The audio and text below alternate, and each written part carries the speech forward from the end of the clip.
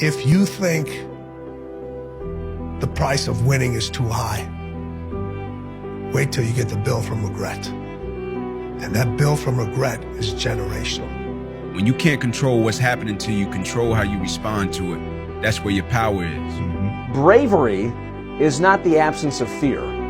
Bravery is feeling fear and moving forward anyway.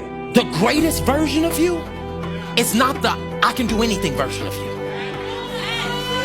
The greatest version of you is the disciplined version of you. The greatest version of you is the version that has parameters. No, I don't do that. I don't drink that. I don't go there with these people. I'm focused. When it feels scary to jump, Ian, that is exactly when you jump. Otherwise, you end up staying in the same place your full life.